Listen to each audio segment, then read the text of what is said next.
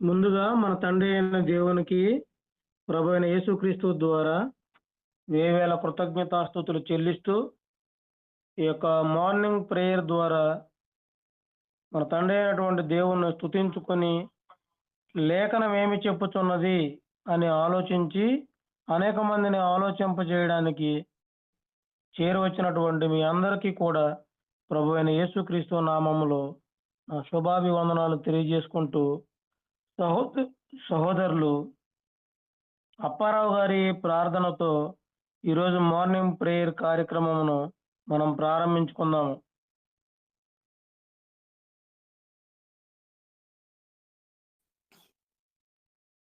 తండ్రి అయిన దేవుడికి కృతజ్ఞతలండి. అలాగునే చేరి వచ్చిన మీ అందరికీ కూడా యేసుక్రీస్తు ప్రభు నామములో ఈ ఉదయకాలం వందనములు శుభములు తెలియపరుచుకుంటున్నాం. లేఖనము ఏమి చెప్పుచున్నది అనే కార్యక్రమమును ప్రార్థన ద్వారా ప్రారంభించుకుందాం. ప్రార్థన. పరలోకమందున్న మా తండ్రి, సర్వోన్నతుడు అయిన మా దేవ, మీ ఘనమైన నామమునకు స్తుతులు స్తోత్రములు కృతజ్ఞతాస్తుతులు చెల్లించుకుంటున్నాం తండ్రి.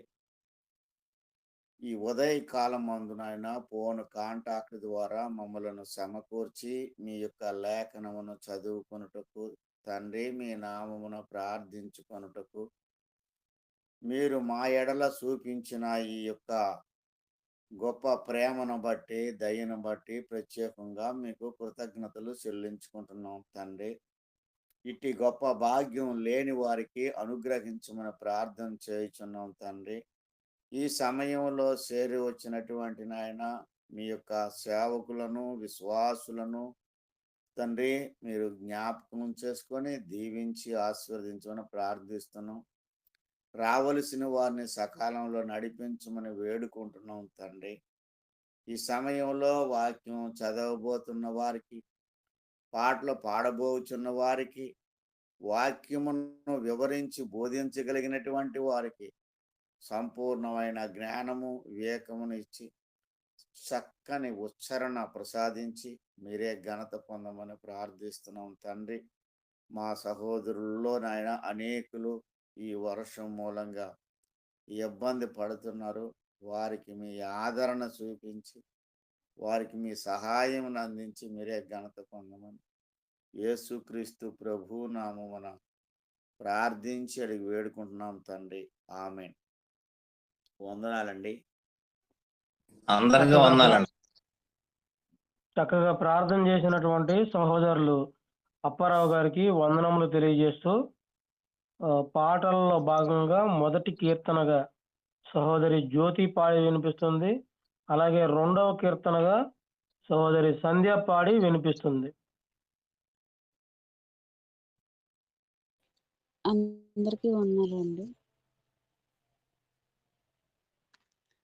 స్తుతించెదా నీ నామం ప్రభువా అనుదినం, స్తుతించెదా నీ నామం ప్రభువా అనుదినం.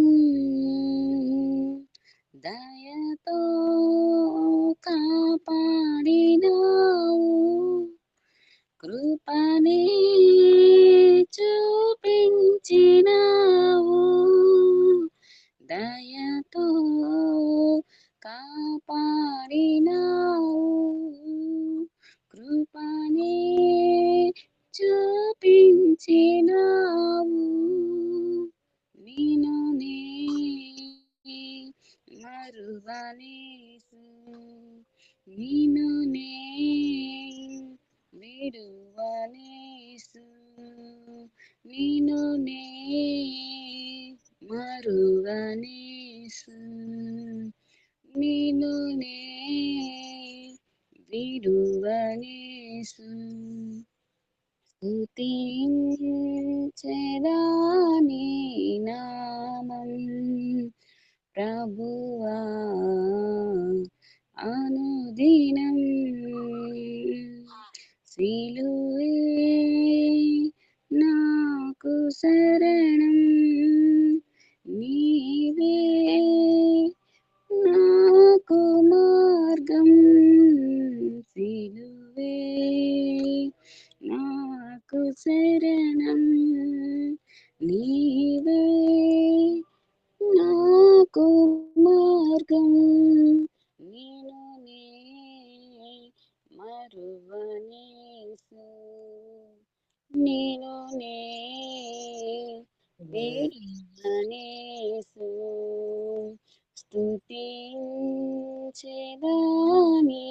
నామం, ప్రభువా అనుదినం, పాపినై ఉండగా నేను రక్షించి దరి చేర్చినావు, పాపినై ఉండగా నేను రక్షించి దరి చేర్చినావు, నిన్ను మరువనేసు, నిన్ను నిడువనేసు, స్తుతించెదాని నామం, ప్రభువా అనుదినం, దయతో కాపాడినావు,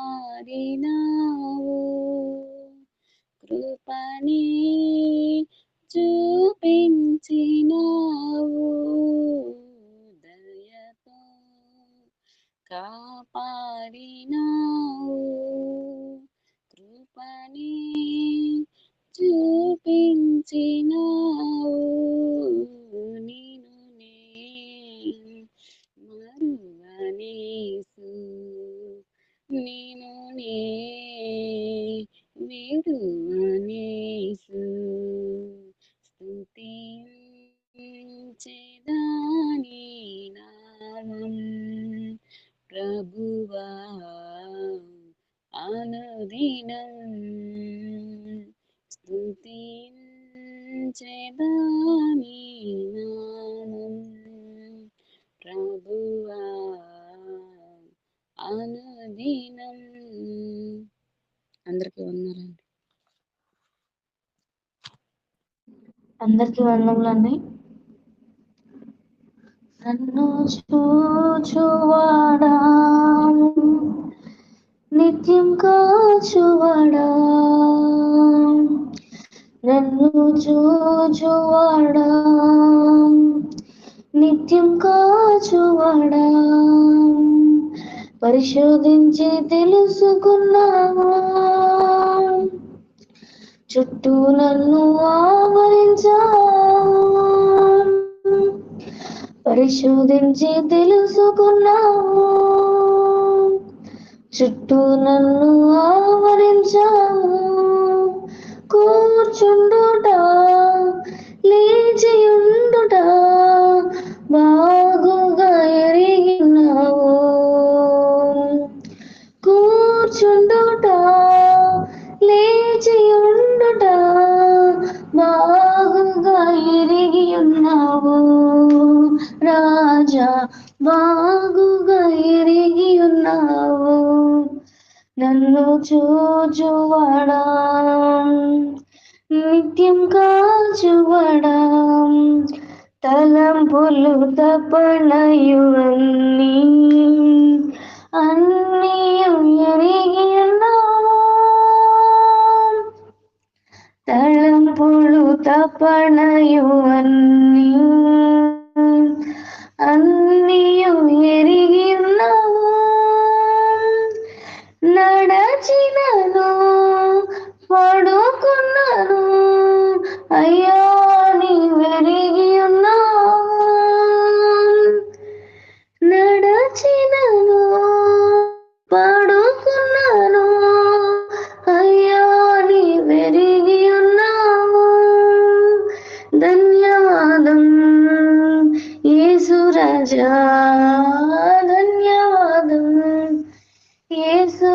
రాజా నన్ను చూచువాడా నిత్యం కాచువాడా నన్ను చూచువాడా నిత్యం కాచువాడా వెనుకను ముందును కప్పి చుట్టూ నన్ను ఆవరించావా వెనుకను ముందును కప్పి చుట్టూ నన్ను ఆవరించావు చేతులచే అనుదినము పట్టి నీవే నడిపించావు నీ చేతులచే అనుదినము పట్టి నీవే నడిపించావు ధన్యవాదం యేసు రాజా ధన్యవాదం యేసు రాజా నన్ను చూచువాడా నిత్యం కాచువాడా నన్ను చూచువాడా నిత్యం కాచువాడా పరిశోధించి తెలుసుకున్నావు చుట్టూ నన్ను ఆవరించావు కూర్చుండుట లేచి ఉండుట బాగుగా ఎరిగి ఉన్నావు కూర్చుండుట లేచి ఉండుట బాగుగా ఎరిగి ఉన్నావు రాజా బాగుగా ఎరిగి ఉన్నావు నన్ను చూచువాడా నిత్యం కాచువాడా నన్ను చూచువాడా నిత్యం కాచువాడా అందరికీ వందనములండి. ఇప్పటి వరకు చక్కగా పాటలు పాడి వినిపించినటువంటి సహోదరులు ఇరువురికి కూడా క్రీస్తు ప్రభు నామంలో వందనములు తెలియజేస్తూ వాక్య పఠన భాగంగా ఆదికాండము 33వ అధ్యాయము 20 వచనాలు ఉన్నాయండి. మొత్తం అన్ని 20 వచనాలు ఒక్కొక్కరు 4 వచనాలు చొప్పున స్వామి గారు, మొదట స్వామి గారు, తర్వాత సుజయ్ చక్రవర్తి గారు, తర్వాత సంధ్య, తర్వాత జ్యోతి, తర్వాత చివరికి అప్పారావు గారు చదివి ఆ యొక్క అధ్యాయాన్ని సంక్షిప్తంగా వివరించి సహోదరులు ఎలీషా గారి యొక్క సందేశం కొరకు ప్రార్థన చేయవలసిందిగా ప్రేమతో ఆహ్వానిస్తున్నాం. తండ్రి దేవునికి కృతజ్ఞతాస్తుతులు కూడొచ్చిన మీ అందరికీ యేసు ప్రభు నామములో వందనాలు. ఆదికాండము 33వ అధ్యాయము.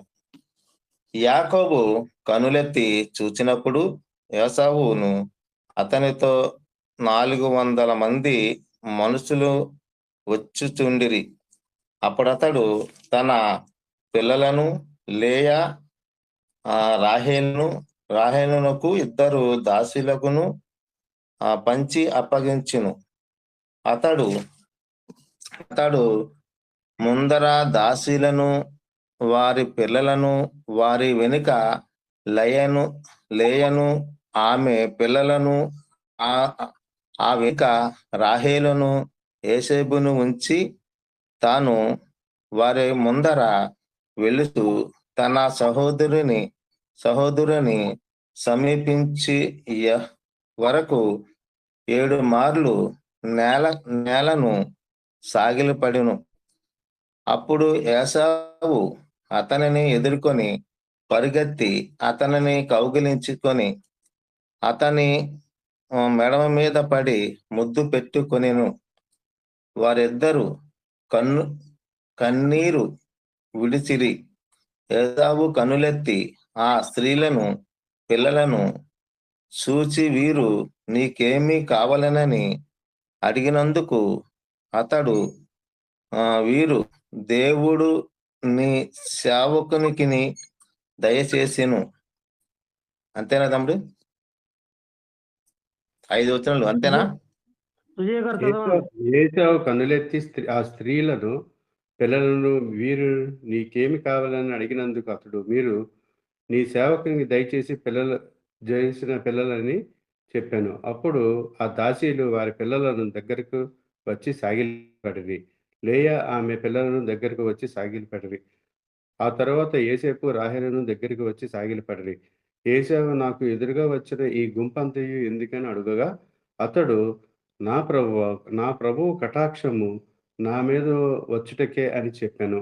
అప్పుడు ఏశావు సహోదరుడా నాకు కావలసినంత ఉన్నది, నీది నీవే ఉంచుకొనుమని చెప్పాను.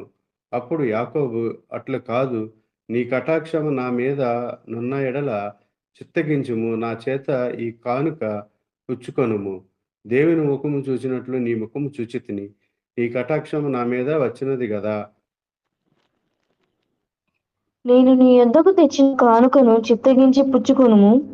దేవుడు నన్ను కనికరించెను, మరియు నాకు కావలసినంత ఉన్నదని చెప్పి అతన్ని బలవంతము చేసెను గనుక అతడు దాన్ని పుచ్చుకొని మనము వెళ్ళుదము, నేను నీకు ముందుగా సాగిపోదునని చెప్పగా అతడు నా యొద్దనున్న పిల్లలు పసిపిల్లలనియు గొర్రెలు మేకలు పశువులు పాలిచ్చునవి అనియు నా ప్రభువునకు తెలియను.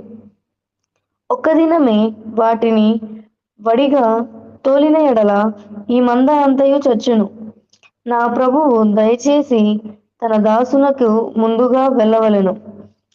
నేను నా ప్రభువునొద్దకు శేయూరునకు వచ్చి వరకు నా ముందరనున్న మందలు నడువగలిగిన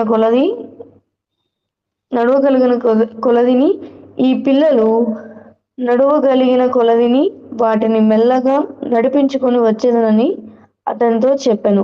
అప్పుడు ఏశావు నీకిష్టమైన ఎడల నా యొద్దనున్న ఈ జనులలో కొందరిని నీ యొద్ద విడిచిపెట్టుదునని చెప్పగా అతడు అది ఎలా, నా ప్రభువు కటాక్షము నా మీద నుండనిమ్మనెను. ఆ దినమున ఏశావు తన త్రోవను శేయీరునకు తిరిగిపోయెను. అప్పుడు యాకోబు సుక్కోతుకు ప్రయాణమైపోయి తనకొక ఇల్లు కట్టించుకొని తన పశువులకు పాకులు వేయించెను. అందుచేత ఆ చోటికి సుక్కోతు అని పేరు పెట్టబడెను. అట్లు యాకోబు పద్దనరాములో నుండి వచ్చిన తరువాత కానాను దేశంలోనున్న షెకెమను ఊరికి సురక్షితముగా వచ్చి ఆ ఊరి ముందర తన గుడారములు వేసెను. మరియు అతడు తన గుడారములు వేసిన పొలం యొక్క భాగమును షెకెము తండ్రి అయిన హామోరు కుమారుల యొద్ద 100 వరహాలకు కొని అక్కడ ఒక బలిపీఠము కట్టించి దానికి ఎలోహేయి ఇశ్రాయేలు అని పేరు పెట్టెను. తండ్రి అయిన దేవుడికి కృతజ్ఞతలండి. చేరువచ్చిన మీ అందరికి మరి ఒకసారి క్రీస్తు ప్రభు నామంలో వందనాలు తెలియపరచుకుంటున్నాం. ఈ 33వ అధ్యాయంలో జరిగినటువంటి సంగతి మనం అక్కడక్కడ కొన్ని గుర్తు పెట్టుకోవడానికి రిపీట్ మళ్ళా రెండోసారి చూద్దాం. యాకోబు కన్నులెత్తి చూసినప్పుడు యోసేపు ఎలా వస్తున్నాడంటే 400 మందితోని ఆయన రావటం ఈయన చూశాడు. అప్పుడు అయ్యా ఇక నేను అయిపోయాను, నా పని అయిపోయింది కాబట్టి నా దగ్గర ఉన్నది ఏదో వీళ్ళకి పని చేస్తే పోయిద్ది అనుకున్నాడో మరి త్వరగా అది లేయాకి తన పిల్లలకి రాహేలుకు పిల్లలకి అలాగే దాసీలకు పిల్లలకి అది అప్పగించినట్లుగా ఈ 2వ వచనం 1వ వచనంలో మనం చూసాం.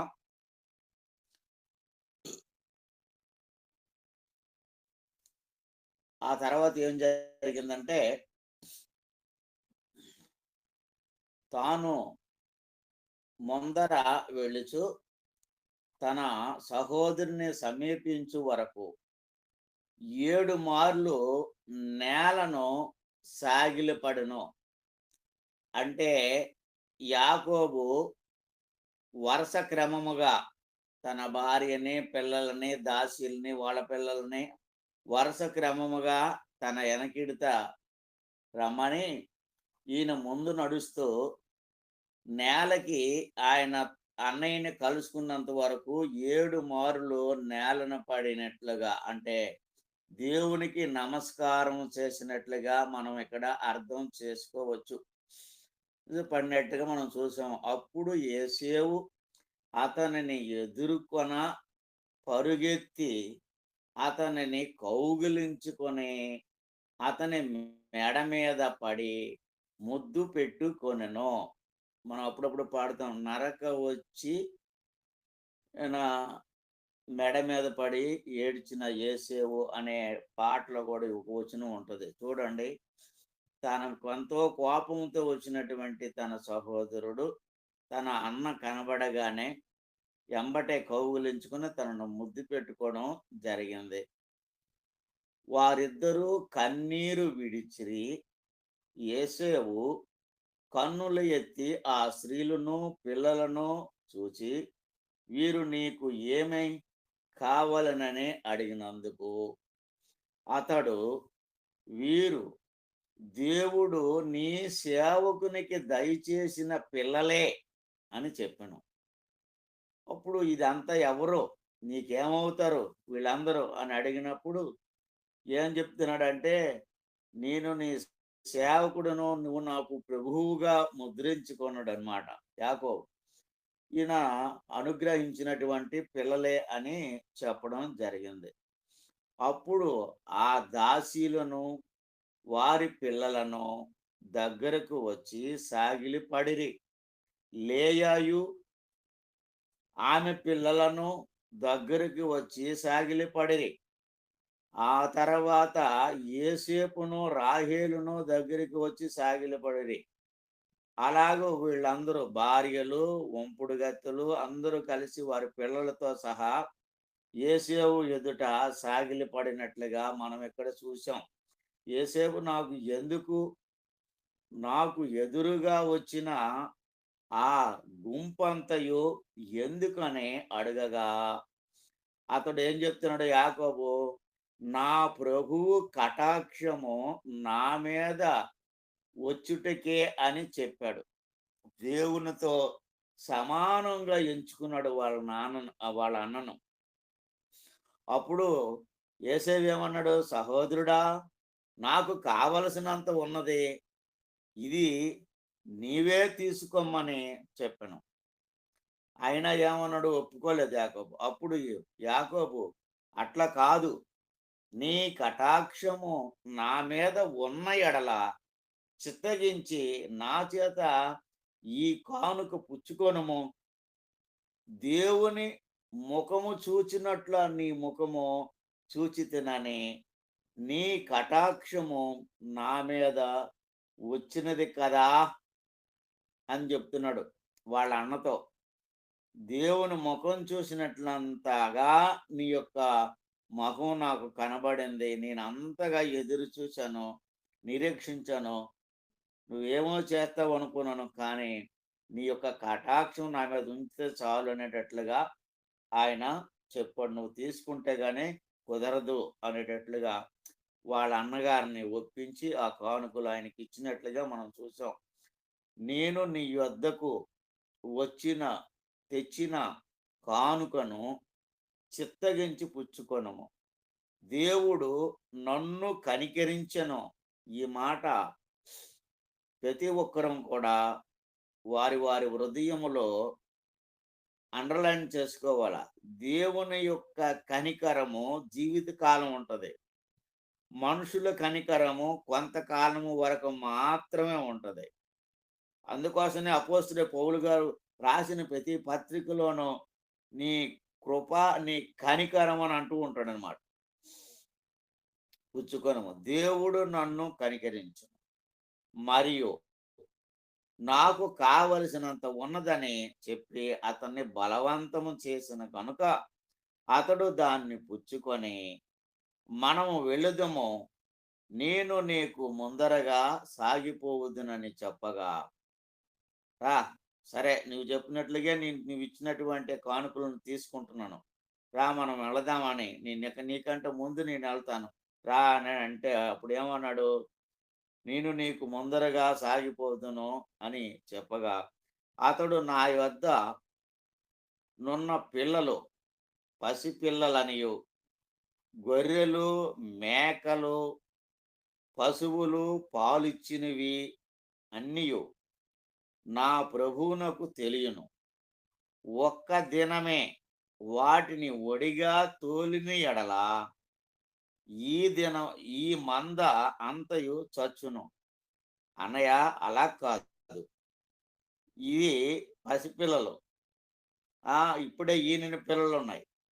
ఒకవేళ మనం త్వరగా ఒడిగా వాటిని కొట్టి ఎంటబెట్టినట్టుగా మనం తోలామనుకోండి, అవి చస్తాయి ఇప్పుడే.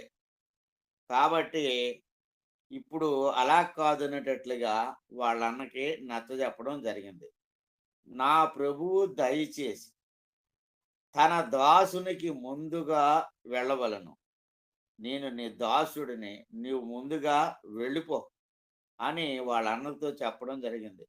నేను నా ప్రభువుని వద్దకు సేయూరునకు వచ్చు వరకు నా ముందర నున్న మందలు నడవగలిగినంత కొలదిని, ఈ పిల్లలు నడవగలిగిన కొలదిని వాటిని మెల్లగా నడిపించుకొని వచ్చేదనని అతనితో చెప్పాను. అయ్యా, ఇవి ఎంతవరకు నడవగలిగితే అంతవరకు మాత్రమే నడిపించుకొని వస్తాను, నీవు మాత్రము వెళ్ళిపో అని తన అన్నతో యాకోబు మాట్లాడిన సంగతి మనం చూసాం.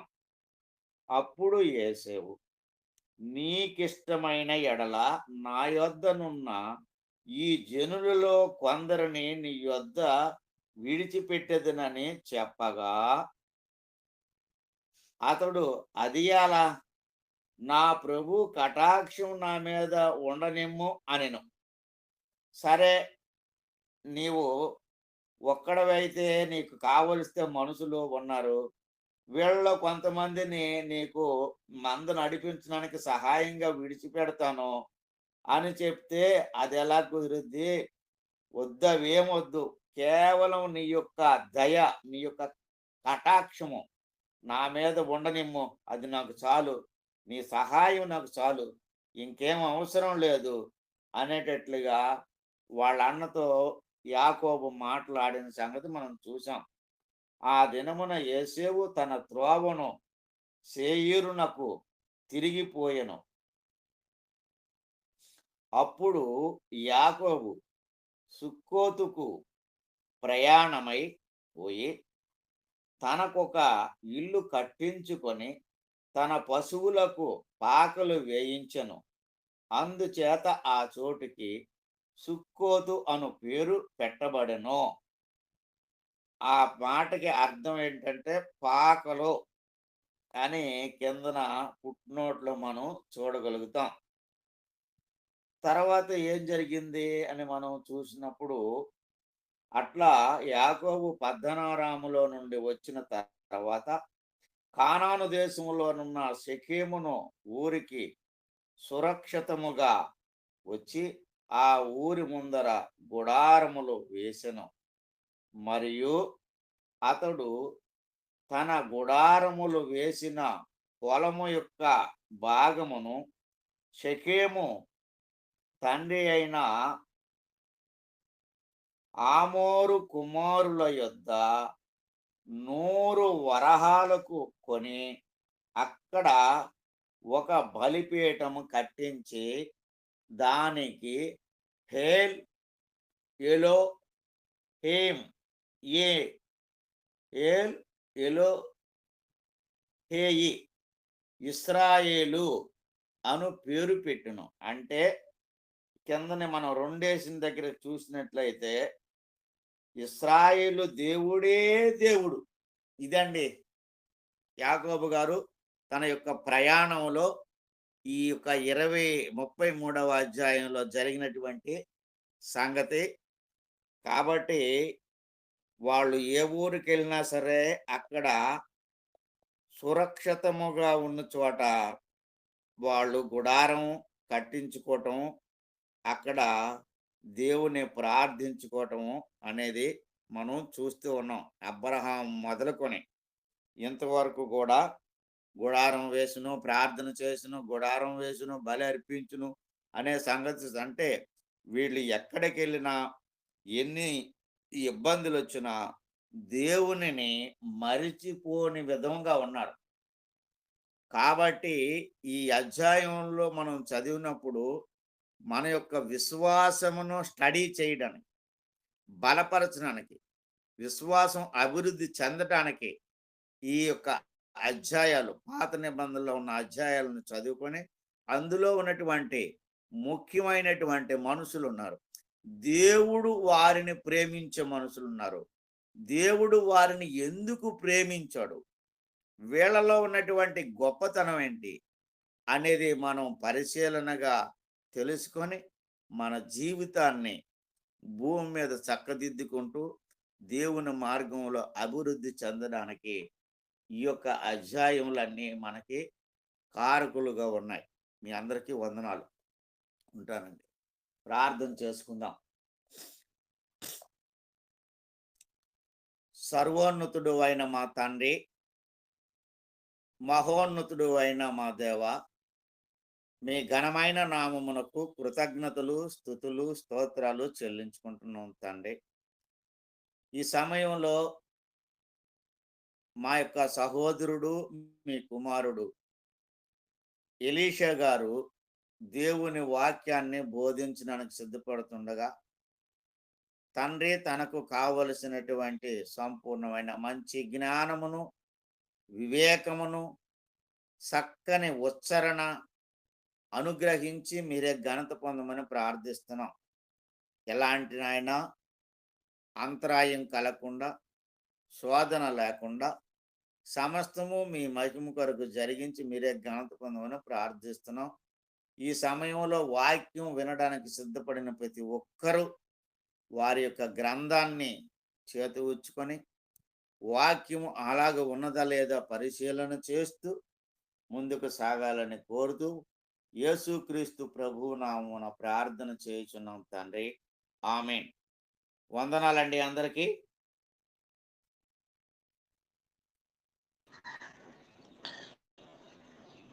ప్రభునందు ప్రియమైనటువంటి సహోదరి సహోదరులారా, ఈ ఉదయకాల సమయంలో దేవుని స్తుతించటానికి ఈ యొక్క వ్యాప్లో పాల్గొన్న ప్రతి ఒక్కరిని బట్టి కూడా, ఈ యొక్క వ్యాప్ను ఏర్పాటు చేస్తున్నటువంటి ప్రియులు రవి గారిని, వారి కుటుంబాన్ని బట్టి కూడా యేసుక్రీస్తు వారి నామంలో కృతజ్ఞతాస్తుతులు, స్తోత్రములు తండ్రి దేవునికి చెల్లిస్తూ మీ అందరికి కూడాను ప్రభు పేరిట ప్రత్యేకమైన వందనములు తెలియజేస్తూ ఉన్నాము.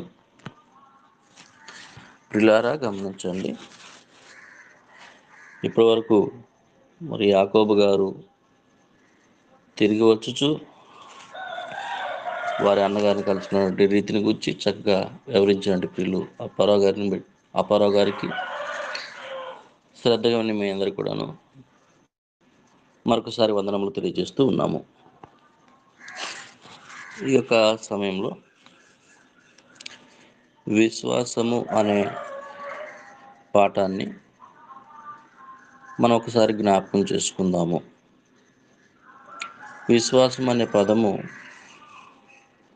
అందరికీ కూడాను పరిచయమైనటువంటిదే. దాన్ని నెరవేర్చుటకు ప్రయాసపడుతున్నటువంటి వారమై ఉన్నాము. ఈ క్రమంలో విశ్వాసము గురించి ఆలోచిస్తూ ఉన్నప్పుడు విశ్వాసానికి తోడుగా మరి 2 పదాలు కనబడుతూ ఉంటాయి. అల్ప విశ్వాసము అని, అవిశ్వాసము అని. విశ్వాసానికి తోడుగా ఇంకా 2 పదాలు కనబడుతున్నాయి. కాబట్టి అల్పవిశ్వాసి అంటే ఎవరు, విశ్వాసి అంటే ఎవరు, విశ్వాసి అంటే ఎవరు? అల్పవిశ్వాసి ఎవరు, అవిశ్వాసి ఎవరు, విశ్వాసి ఎవరు అనేటువంటి విషయాల గురించి మనం ఉన్న సమయంలో క్లుప్తంగా మాట్లాడుకోవడానికి ప్రయత్నించుదాం. జాగ్రత్తగా వాక్యాన్ని మనం గమనించుదాం. మత్తయి సువార్త 14వ అధ్యాయము 30వ వచనాన్ని మనం చదువుకుంటూ ఉన్నప్పుడు బైబిల్ ఉన్నట్టు వారు తీసి చూడటానికి ప్రయత్నించండి. మత్తయి సువార్త 14వ అధ్యాయం 30వ వచనంలో, గాలిని చూసి భయపడి మునిగిపోసాగి, ప్రభువా నన్ను రక్షించుమని కేకలు వేసెను. వెంటనే యేసు చెయ్యి చాపి అతని పట్టుకుని, అల్ప విశ్వాసి, ఎందుకు సందేహపడితివి అని అతనితో చెప్పెను. ఈ సందర్భము మనకందరికీ బాగా పరిచయమైనటువంటి సందర్భం. ఒకానొక దినమందు యేసుప్రభువు వారు సముద్రం మీద నడిచి వస్తూ ఉన్నటువంటి సమయంలో శిష్యులు ఓడలో ఉండి భూతమేమో అనుకుంటూ ఉన్నప్పుడు, లేదు భయపడకుడి నేనే అని చెప్పి మాట్లాడగా, ఆ శిష్యుల్లో పేతురు, ప్రభువా నీవే అయితే నేను కూడా నడిచి వస్తాను అన్నాడు. నడిచి రమ్మనగానే పేతురు యేసు వైపు చూచుచు నడుచుచూ వచ్చాడు. కొంత దూరము వచ్చాక గాలిని చూసి భయపడి మునిగిపోసాగి. ఎటు చూశాడా అంటే గాలిని చూశాడట. గాలి వైపు చూశాడు. గాలి కనపడుతుందా అంటే లేదు. కానీ గాలి వీచే విధానాన్ని బట్టి దిక్కు మనకు అర్థమవుతుంటుంది. అలాగున అటువైపు చూశాడు పేతురు. వెంటనే ఏమయ్యాడంటే మునిగిపోసాగాడు. దానిని అల్ప విశ్వాసము అన్నాడు.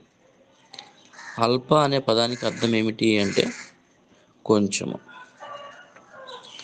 కొంత విశ్వాసం ఉన్న వారిని అల్ప విశ్వాసులు అంటారు.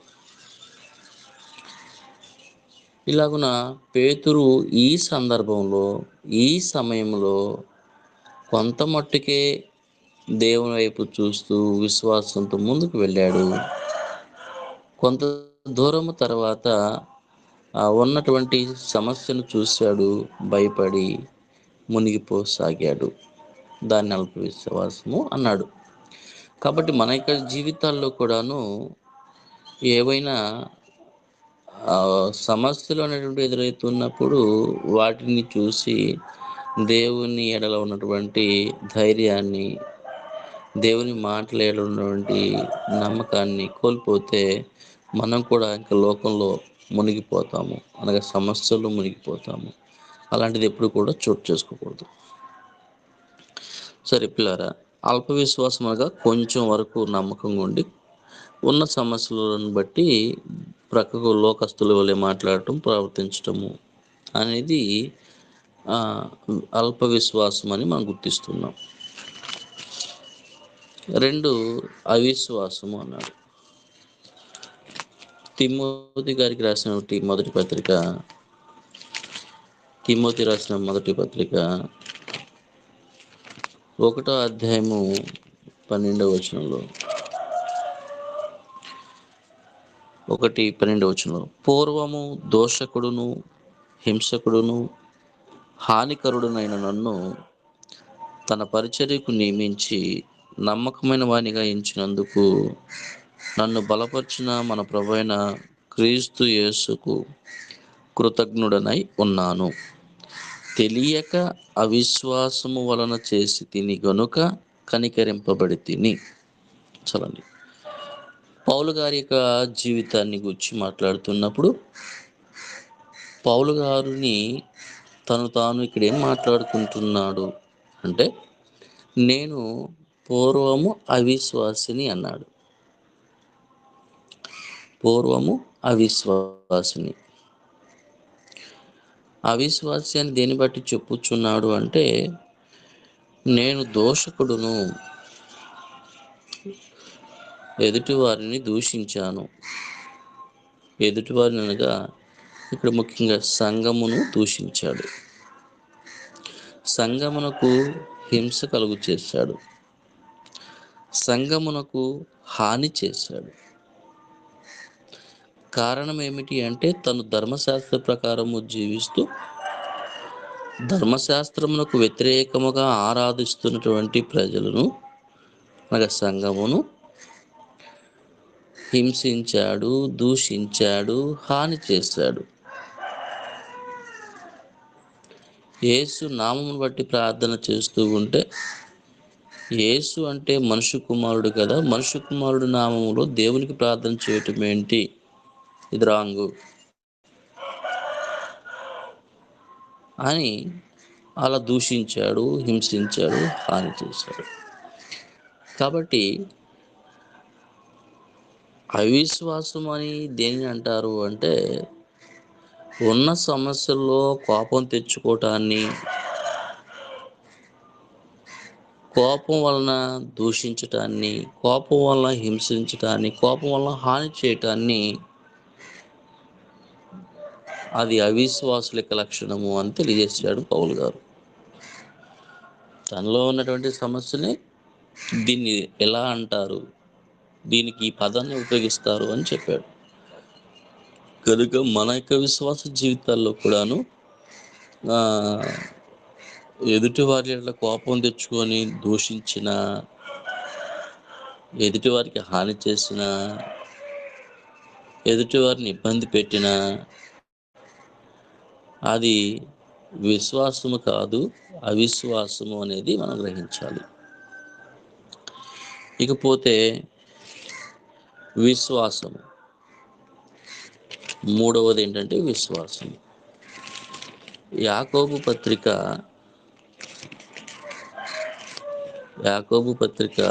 2వ అధ్యాయము, యాకోబు పత్రిక 2వ అధ్యాయము 14వ వచనంలో, నా సహోదరులారా, క్రియలు లేనప్పుడు ఎవడైనను తనకు విశ్వాసము కలదని చెప్పిన ఎడల ఏమి ప్రయోజనము? అంటే విశ్వాసము అనేటువంటిది క్రియతో కూడినదై ఉండాలి.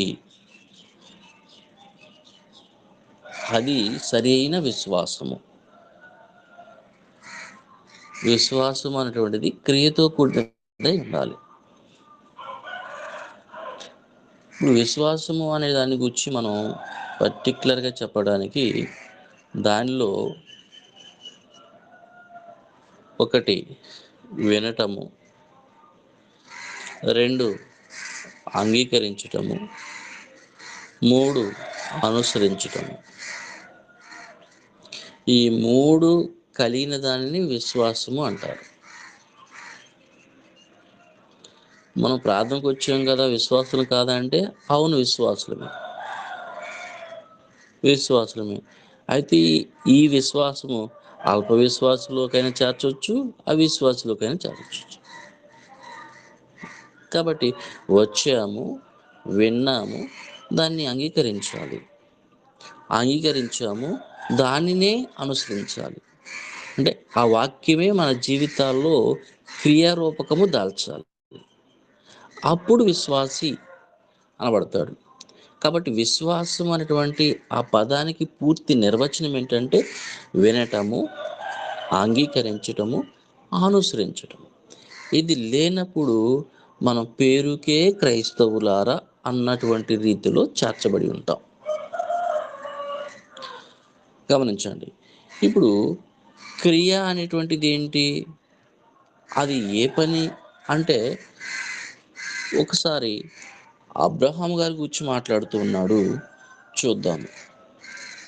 అబ్రహాం గారి గురించి ఏమంటున్నాడయ్యా అంటే 21వ వచనంలో, యాకోబు పత్రిక 2:21లో, మన పితరుడైన అబ్రహాము తన కుమారుడైన ఇస్సాకును బలిపీఠము మీద అర్పించినప్పుడు అతడు క్రియల వలన నీతిమంతుడని తీర్పు పొందలేదా?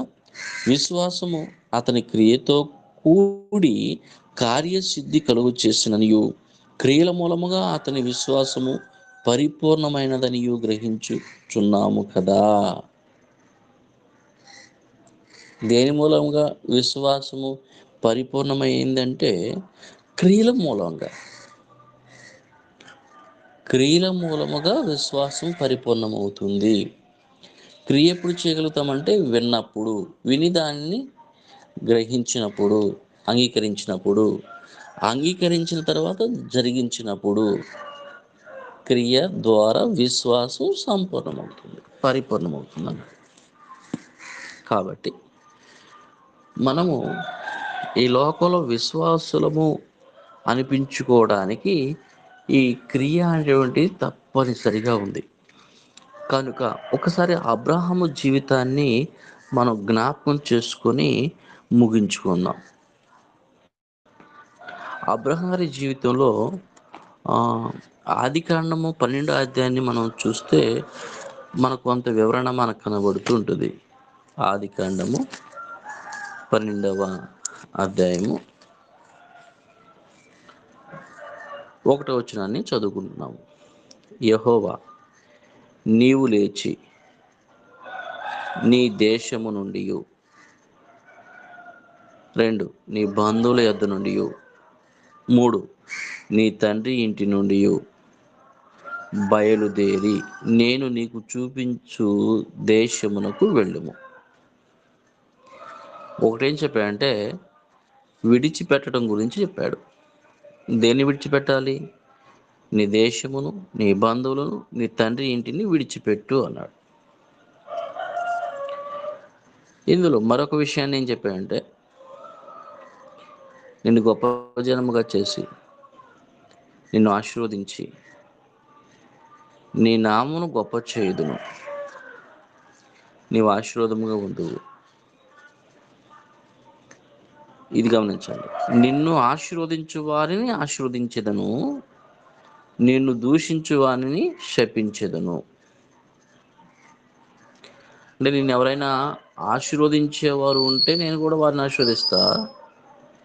నేను దూషించేవారిగా ఉంటే నువ్వేం చేయాలంటే నువ్వు సహించు, నేను వాళ్ళని శపిస్తా.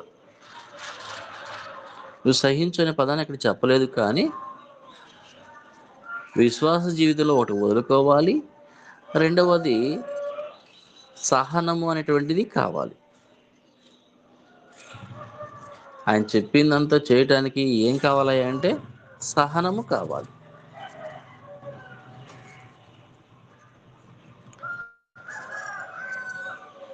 ఈ విషయంలో మనం చూస్తున్నప్పుడు అబ్రహాము గారి జీవితంలో దేవుడు చెప్పినట్టుగా తన స్వదేశాన్ని, తన ఇంటిని, తన యొక్క బంధువులను అందరినీ విడిచిపెట్టి దేవుడు చెప్పిన ప్రయాణం కొనసాగిస్తూ ఉన్నప్పుడు తనకు ఏ విధమైన సమస్యలు ఎదురయ్యాయో మనకు బాగా తెలిసినటువంటివి. తన భార్య విషయంలో సమస్య ఎదురయ్యింది. అబ్రహాము గారు ఏం చేశాడంటే, నిన్ను దూషించు వారిని శపిస్తా అన్నాడు కదా దేవుడు అని ఆ యొక్క అవమానకరమైన స్థితిని కూడాను సహనముతో చూస్తూ ఉన్నాడు.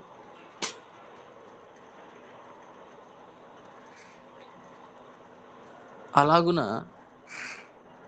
తన విశ్వాస జీవితాన్ని ముందు కొనసాగించాడు. దేవుడు మాట ఇచ్చిన ప్రకారంగా తన పట్ల ఏ విధమైనటువంటి అవమానం జరగకుండా క్షేమాన్ని ఇచ్చాడు. తను అవమానపరిచినటువంటి వారి కుటుంబంలో గర్భఫలాలు లేకుండా కొరతను కలుగు చేశాడు. ఇంకా మూడవది మనం చూసినప్పుడు అబ్రహాము గారు తనకు ఒక్కడై ఉన్న తన కుమారుని బలిగా ఇవ్వమంటే చేయటానికి ఇష్టపడ్డాడు. ఈ విషయాలను బట్టి విశ్వాసం అంటే వదులుకోవాలి, సహనం కలిగి ఉండాలి, ఉన్నదాన్ని అర్పించాలి. ఏమర్పించాడు అబ్రహాము గారు? తనకు ఏకైక కుమారుడైన ఇస్సాకును దేవునికి బలిగా అర్పించాడు. మన జీవితాల్లో కూడా దేవుడు విడిచిపెట్టమన్నాయి విడిచిపెట్టేసేయాలి, సమస్యలు ఎదురైనప్పుడు సహనం కలిగి ఉండాలి, దేవుడు ఏవైతే ఇవ్వమన్నాడో అవి ఇచ్చేయాలి. అలాగున ఆ 3 లక్షణాలను మనం కలిగి జీవించగలిగినప్పుడు మాత్రమే విశ్వాసులము అనబడతాము. అలా ఉన్నాడు కాబట్టి అబ్రాహాం గారి గురించి ఏం మాట్లాడతాడంటే, అబ్రాహాము నా స్నేహితుడు అంటాడు. అబ్రహాము దేవునికి స్నేహితుడు అయ్యాడు. కనుక మనము కూడా ఈ లోకంలో జీవిస్తూ ఉన్నప్పుడు విశ్వాస జీవితంలో దేవుని కలిగి ముందుకు వెళుతూ ఉన్నప్పుడు శ్రమలు, శోధనలు అనేవి తప్పనిసరిగా ఎదురవుతూ ఉంటాయండి. వీటిని సహించాలి. అబ్రహాం గారి జీవితంలో ఏ విధమైనటువంటి అవమానకరమైన పరిస్థితులు చోటు చేసుకున్నాయో, అలాగనే మన జీవితాల్లో కూడాను శ్రమలు, శోధనలు అనేటువంటివి తప్పనిసరిగా ఎదురవుతూ ఉంటాయి. శ్రమలు, శోధనలు లేనటువంటి విశ్వాసము కానే కాదు. యాకోబు పత్రిక 1వ అధ్యాయము 2వ వచనంలో మాట్లాడుతూ, నా సహోదరులారా, మీ విశ్వాసమునకు కలుగు పరీక్ష ఓర్పును పుట్టించునని ఎరిగి మీరు నానా విధమైన శోధనలో పడినప్పుడు అది మహానందముగా ఎంచుకునుడి. మీరు సంపూర్ణులను, అనునాంగులను, ఏ విషయంలోనైనా కొదువులేని వారునై ఉండునట్లు ఓర్పు తన క్రియను కొనసాగింపనీయుడి అన్నాడండి. వాటి వచ్చిన మనకేం తెలియజేస్తుందంటే, విశ్వాసి సంపూర్ణుడు కావాలి అంటే, ఇతడు సంపూర్ణమైన విశ్వాసి అని చెప్పబడాలి అంటే, ఆ వ్యక్తికి నానా విధమైన శోధనలు ఉన్నాయి అన్నాడండి. నానా విధమైన శోధనలు అన్నాడు. ఈ నానా విధమైన శోధనలు ఏంటయ్యా అంటే, చదువుకునే విద్యార్థికి ఎగ్జామ్స్, పరీక్షలు ఎలా ఉన్నాయో, విశ్వాసకి శోధనలు అనేటువంటివి, శ్రమలు అనేటువంటివి పరీక్షలుగా భావించాలి. అంటే విశ్వాసికి కూడా పరీక్షలు ఉన్నాయి. ఈ పరీక్షలలో పాస్ అయినటువంటి వారే విశ్వాసులు అవుతారు. విద్యార్థి 100 మార్క్స్కి 35 వస్తే పాస్ అయినట్టే. కానీ విశ్వాసికి 100కి 100 వస్తేనే పాస్ అయినట్లు. ఈ విషయాన్ని మనం మర్చిపోకూడదు. విశ్వాసి 100కు 100 మార్కులు వస్తేనే పాస్ అయినట్టు. విద్యార్థి భౌతికమైన విద్య చదివేవారు 100కి 35 వచ్చినా పాస్ అన్నట్టే. కాబట్టి ఈ విషయాన్ని మనం ఎప్పుడు మర్చిపోకూడదు. అందుకని ప్రతి విషయంలో కూడాను నోటిని అదుపులో ఉంచుకోవాలి, ఆలోచనలు అదుపులో ఉంచుకోవాలి, చూపును అదుపులో ఉంచుకోవాలి, చేసే క్రియలు కూడా మితముగా ఉండాలి. ఇన్నిటిని మనం నిమగ్నం చేసుకుంటూ ఉంటేనే మనం విశ్వాసం కనబడతాం. ఎగ్జాంపుల్ లేదా మాదిరి ఎవరై అంటే యేసుక్రీస్తు వారు. గమనించండి, యేసుక్రీస్తు వారు 40 రోజులు ఉపవాసం ఉన్న తరువాత శోధకుడు వచ్చి, శోధకుడు లేదా శోధన అనే పదానికి మనం అర్థం చేసుకోవాల్సింది ఏంటంటే, మనం చేసే పనిని ఆటంకపరచటము లేదా చేసిన పనిని వ్యర్థము చేసేటువంటి సందర్భాలు రావటం. శోధనలు అనగా మళ్ళీ చెప్తూ గమనించండి, చేసే పనిని ఆటంకపరచటము శోధనలు అంటారు. యేసుక్రీస్తు వారు 40 దినాలు ఉపవాసం ఉన్నాడు. ఆ యొక్క పరిపూర్ణమైన శక్తిని చెడగొట్టడానికి శోధకుడు వచ్చి ఎత్తైన కొండ మీద తీసుకువెళ్ళటం, రాళ్ళను రొట్టెలుగా చేసుకుని తినటం, ఇక్కడ నుండి ఇదిగో నువ్వు నాకు మొక్కేసే నీకు ఇస్తానని చెప్పటం, ఇలాగున చిక్కు ప్రశ్నలతో ఉపవాసం ఉన్న మీదట కోపం తెప్పించేలా, కోపం వచ్చి నోరు జారి మాట్లాడేలా ఆయన్ని విసిగించేసింది. అలాగున చేసే పనిని అడ్డగించడం కానీ, చేసిన దాన్ని పాడు చేయటానికి ప్రయత్నించేటువంటి కార్యాలు కానీ శోధనలు అన్నాడు. మరొక సందర్భం మనం చూసినప్పుడు యోహాను సువార్త 8వ అధ్యాయం 4వ వచనం చూస్తే, యేసు ప్రభువారు నేల మీద ఉంగి ఏవో రాసుకుంటున్నాడు. అక్కడ ఉన్న సమాజం ఒక స్త్రీని తీసుకుని వచ్చి ఆయనను శోధించుచు, ఆయన పనిది ఆయన చేసుకుంటున్నాడు కదా, ఆయన ఎందుకు ప్రశ్నించటం? వీళ్ళకి తెలియనటువంటిదా అది ఏమైనా అంటే? తెలుసు. మోషే ధర్మశాస్త్ర ప్రకారం రాళ్లతో కొట్టి చంపాలని చెప్పబడుతుంది, అయినను నువ్వేమో చెప్పుదువో అని మాట్లాడు. సరే, ఆయన పట్టించుకోండి, ఆయన పని దాన్ని చేసుకుంటూ ఉంటే పట్టుబదలకు మరలి అడుగుతున్నారు. అంటే శోధనలు అంటే ఏంటి? చేసే పనిని భంగం చేసేటువంటివి. ఇది గమనించాలి. రెండవది శ్రమలు అన్నాడు. శ్రమలు అంటే ఏంటి? మన మీద నిందలు వేయటము, అపనిందలు వేయటం. చెడ్డవారిని చెడ్డవారని చెప్పడం కాదు, కానీ మంచి వారిని కూడా చెడ్డవాడుగా అనటం, నిందలు వేయటం. మనం మంచి చేస్తూ వెళ్తున్నప్పుడు చెడ్డవాడు చెడ్డవాడు అంటే అప్పుడు మనసు ఎలా ఉంటుంది? తొందరపడి మాట్లాడేటువంటి అవకాశాలు కల్పిస్తూ ఉంటుంది. తొందరపడి ఒక్క మాట మాట్లాడినా సరే మన విశ్వాస జీవితంలో మనం ఏమవుతామంటే పక్కకు తొలగిపోతూ ఉంటాం. దేని ద్వారా అంటే? శ్రమ ద్వారా. కాబట్టి శ్రమలు అంటే ఏంటంటే మన మీదకి నిందలు రావటాలు, మనకు హింసలు కలగటాలు, మనకు హాని జరగటాలు, నష్టం జరగటాలు, వీటన్నిటి శ్రమలు అంటారండి. జరిగే పనిని ఆటంకపరచటము శోధన అయితే, మంచిగా జీవించటం మన మీద నిందలు వేయటాలు, మనకు దెబ్బలు తగలటాలు, మనకు నష్టం జరగటం అనేటువంటిది శ్రమ. ఇది మనం గ్రహించాలి. యేసు ప్రభువు ఏం చెప్పాడంటే, నా నిమిత్తము జనులు మిమ్మల్ని నిందించి హింసించి అబద్ధముగా మీ మీద చెడ్డ మాటలలో పలుకున్నప్పుడు మీరు సంతోషించి ఆనందించుడి అని చెప్పాడు. ఇవి శ్రమలు అని మనం ఎలా చెబుతున్నామంటే, యేసుక్రీస్తు వారు కూడా హెబ్రీ రాసిన పత్రిక 5వ అధ్యాయము 7వ వచనంలో, హెబ్రీ 5:7 వచనంలో, శరీరధారి అయ్యున్న దినములలో మహారోదనముతోనూ కన్నీళ్లతోనూ తన్ను మరణం నుండి రక్షింపగలవానికి ప్రార్థనలను యాచనలను సమర్పించి భయభక్తులు కలిగి ఉన్నందున ఆయన అంగీకరింపబడిను.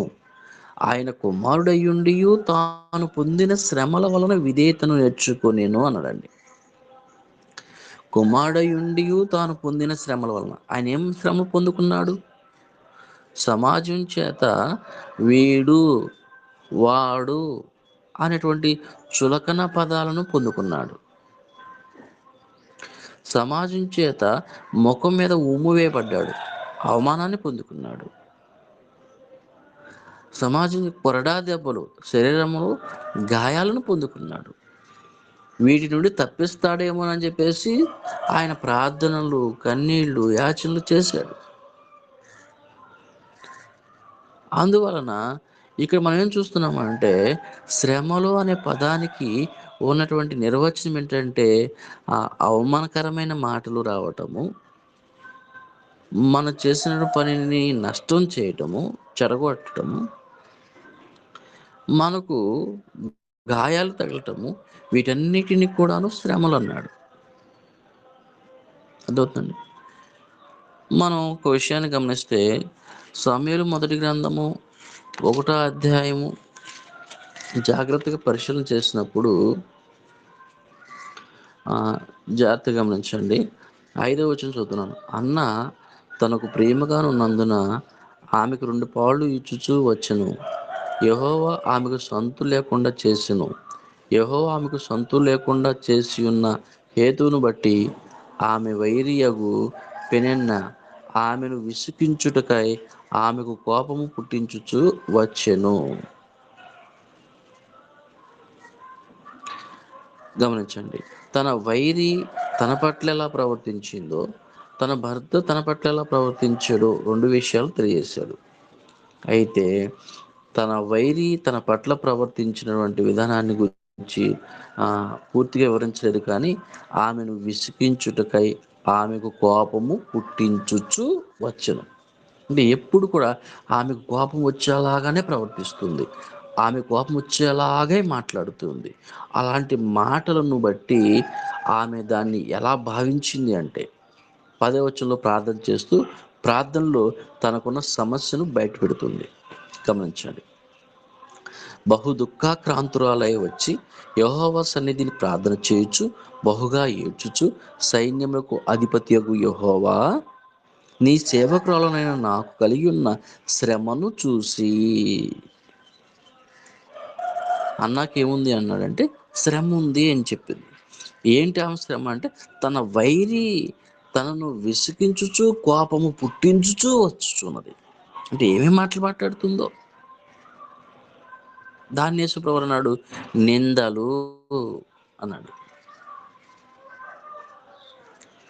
అలాగే హింసలు, ఇలాంటివి కలుగుతున్న వాటిని మనం ఎలా భావించాలి అంటే శ్రమలుగా భావించాలి. యోబు గారి జీవితంలో కూడాను ఆస్తులన్నీ పోయాయి. దాని గురించి యోబు గ్రంథంలో మనం ఏం చదువుకుంటామంటే శ్రమ ధూళిలో నుండి పుట్టదు, బాధ భూమిలో నుండి మొలవదు అంటాడు. యోబు గ్రంథము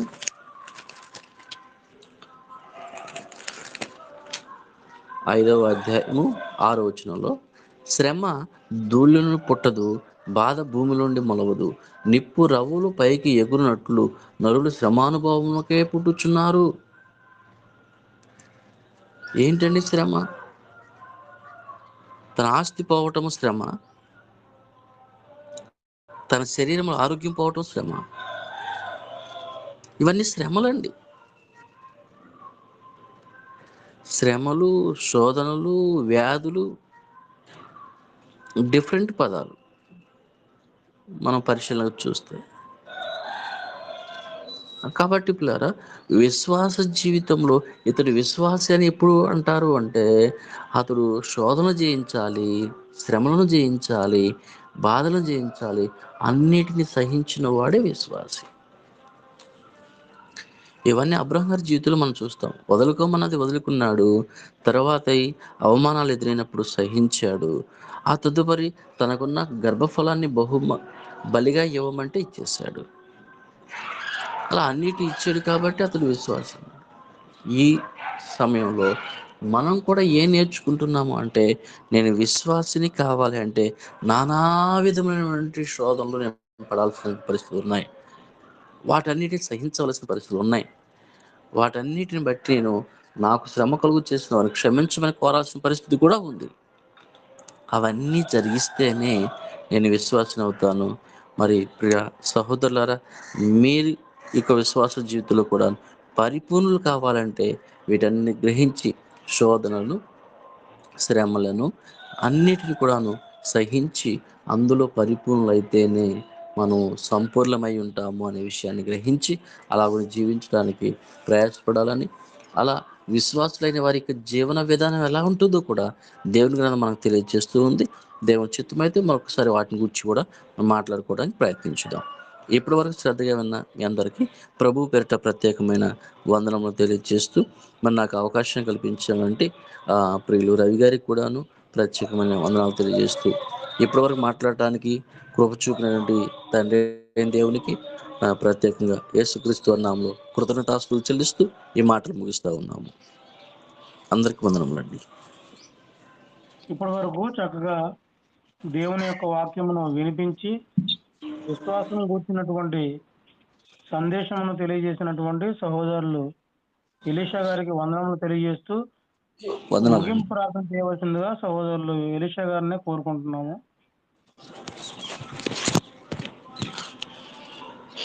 కృపా కనికరములు కలిగినటువంటి మా ప్రియ పరలోకపు తండ్రి, పరిశుద్ధుడా, మా గొప్ప దేవ, ఈ ఉదయకాల సమయంలోనైనా నీ ప్రియులు రవి గారి ద్వారా చక్కగా ఈ యొక్క వ్యాప్లో మేము కలుసుకోవటానికి ఆయా ప్రాంతాల్లో ఉన్న వారమైనప్పటికీ, ఆయా స్థితులు కలిగిన వారమైనప్పటికీ జీవం కలిగినటువంటి శక్తివంతమైనటువంటి మిమ్మలను స్తుతించి గొప్ప ధన్యత కలుగజేసినందులకై మీకు కృతజ్ఞతాస్తుతులు, స్తోత్రములు క్రీస్తు నామములో చెల్లిస్తూ ఉన్నాం తండ్రి.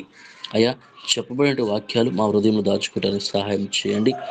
యాకోబు గారు ఏశావు గారు ఏ రీతిగా కలుచుకున్నారో, వారు కలుసుకున్న సందర్భంలోనైనా వారి యొక్క ప్రేమను ఏ విధంగా పంచుకున్నారో ఆ యొక్క విధానాలు మేము చూసాం తండ్రి. నాయన మా యొక్క జీవితాల్లో కూడా ఏమైనా కోపద్వేషాలు ఉన్నట్లయితే వాటన్నిటిని విడిచుకుని తండ్రి ఆయా ఒకరినొకరు సహోదర భావంతో హత్తుకొని జీవించడం మాకు నేర్పించండి. ప్రేమను కనపరచడం నేర్పించమని వేడుకుంటున్నాము. అలాగే మా తండ్రి మరి ఇక విశ్వాసం అనేటువంటి దానిలో అయా అల్ప విశ్వాసము, అవిశ్వాసము, విశ్వాసము అనే 3 పదాలు మేము చూస్తూ ఉన్నాము. నేను ఏదిలో ఉన్నానో నా యొక్క విశ్వాసాన్ని సరిచూసుకోవడానికి సహాయం చేయండి. అయ్యా నేను విశ్వాసిగా ఉన్నానా లేదా అవిశ్వాసిగా ఉన్నానా? అవిశ్వాసిగా ఉన్నాను. ఈ లేఖనాల ద్వారా నన్ను పరీక్షించుకోవడం నాకు నేర్పించండి. అలాగా మాకు అందరికీ నేర్పించండి. మీరు ఇచ్చినటువంటి జీవిత కాలం ఎంతో మాకు తెలియదు నాయన. ఇక జీవిత కాలంలో ఆయా పరిపూర్ణమైన విశ్వాసముగా రూపుదిద్దబడినట్లుగా నీ వాక్యము చేత క్రియాపూర్వకంలో తండ్రి మేము ముందు కొనసాగుతూ మీకు సంతోషం కలిగించే బిడ్డలముగాను, సమాజానికి మాదిరి చూపించే బిడ్డలముగాను, అయ్యా మా జీవితాలు నిత్య జీవనకు పాత్రమవునట్లుగాను మమ్మల్ని అందరూ కూడా ఆదరించమని, ఆశీర్వదించమని వేడుకుంటా ఉన్నాము. తండ్రి మీరు మాకు ఇచ్చినటువంటి ప్రతి కుటుంబాన్ని కూడా జ్ఞాపకం చేసుకుని నాయన అయ్యా మా కుటుంబాల్లో కూడా ఇంకా ప్రతి ఒక్కరూ రక్షణలోనికి వచ్చినట్లుగా సహాయం చేయండి. ప్రతి ఒక్కరూ వాక్యాన్ని విని వాక్యము ద్వారా తండ్రి చక్కపరచబడినట్లుగా దీవించండి. అయ్యా మరి ఇక సమయంలో ఈ యొక్క వ్యాప్లో ఉన్న ప్రతి ఒక్కరిని జ్ఞాపకం చేసుకొని వారి కుటుంబాల్లో ఉన్నటువంటి సమస్యలు ఏమైనా ఉంటే వాటన్నిటిని తట్టుకోవడానికి శక్తినివ్వండి. వాటన్నిటిని జయించడానికి శక్తిని ఇవ్వమని వేడుకుంటున్నాము. అలాగే మా తండ్రి మరి మా యొక్క వృత్తులు ఏవైనా కావచ్చు నాయన, మా యొక్క పని భారాల్లో ప్రయాణాలు చేయబోతుండగా మా ప్రయాణాలలో మీ సన్నిధి తోడుగా ఉంచండి. మేము చేసే పనులు కావాల్సిన జ్ఞాన వివేకాలు దయచేయండి. మీరు ఇచ్చే కుటుంబాలకు కావాల్సిన భద్రత ఇచ్చేయండి. ఈ రీతిగా మీ యొక్క శాంతి, సమాధానములు, ఐక్యత, ఆత్మీయులు మా ಎಲ್ಲರಿಗೂ సదాకాలం తోడుగా ఉంచమని ఇలాగ యాప్ ద్వారా తండ్రి అనేకులు ఆత్మీయులు పొందుకున్నట్లుగా ఈ యొక్క ప్రోగ్రాన్ని కూడా మీరు ఆశీర్వదించమని, నడిపిస్తున్న బిడ్డలను కూడా ఆశీర్వదించమని వేడుకుంటూ ఘనత, మహిమ, ప్రభావాలు మీరే పొందుకోమని యేసుక్రీస్తు వారి ఉన్నతమైన నామంలో ఈ మనవలన్నీ సమర్పించి అడిగి వేడుకుంటున్నాము పరమ తండ్రి. ఆమేన్.